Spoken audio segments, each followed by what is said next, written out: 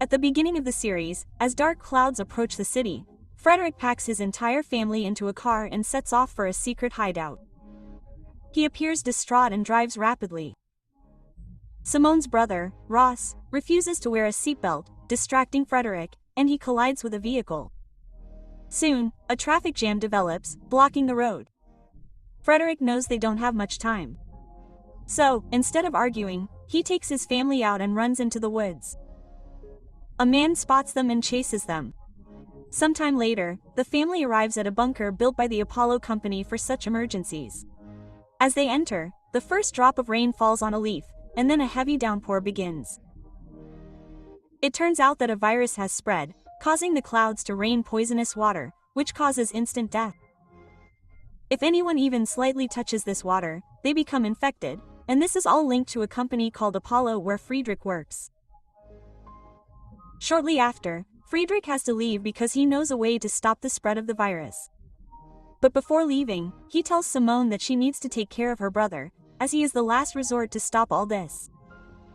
Simone doesn't understand, but Friedrich doesn't have time to explain.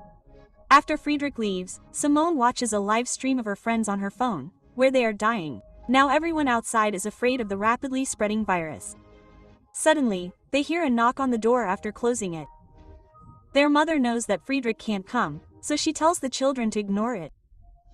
But the children become restless and open the door. Outside, there is the same man who had seen them earlier in the traffic. He then pulls Ross, who is suffering from the virus. Their mother then jumps on him and tells the children to close the door.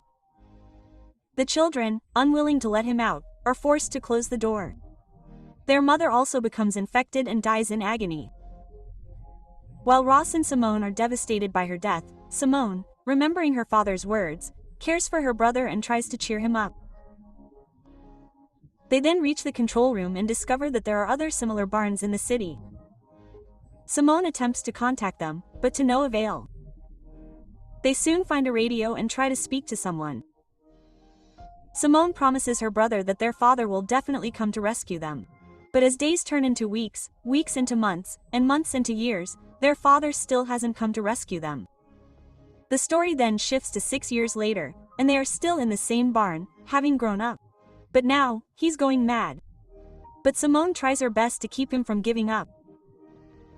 But after all these years, she doesn't know if they'll ever see their father again.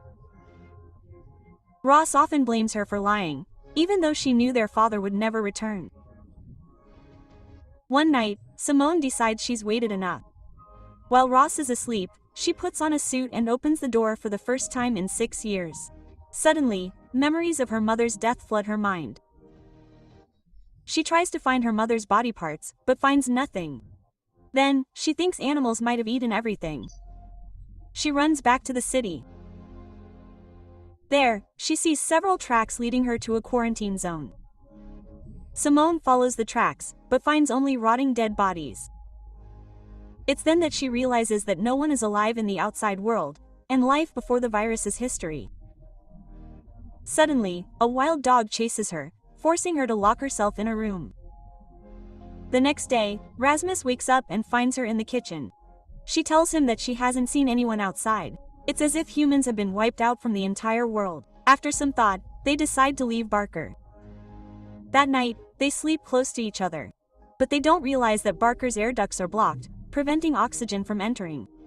Simone then faints. But Ross wakes up just in time and pulls her out. It turns out that the air duct blockage wasn't a coincidence. Instead, some survivors had seen Barker the day before and had tampered with Barker's exterior panels. Those hands that lights can't stop me. I just hold on for dear life. They then hold the siblings at gunpoint. Their leader, Martin, explains that they're there for food. But Ross and Simone have eaten almost all the supplies. When they realize there's nothing left for them in Barker, they decide to leave. But if they leave, Simone and Rasmus will be locked in the room until they die. Simone, desperate, tells Martin that she knows of more bananas where food might be available. Hearing this, Martin is forced to include the siblings in his team. As they progress, they discover that 90% of the world is dead, and the survivors are fighting for their lives. People now kill each other for food, a law that no longer exists in today's world. A flashback shows Martin's survival during the first rainstorm. It turns out he was in the army. A woman was trying to cross a bridge with her child. He was ordered to kill her, but he couldn't. His entire unit was infected, leaving only the child unharmed. He then joined forces with a boy, Patrick, to search for food and shelter. One day, they found 3 people, their leader,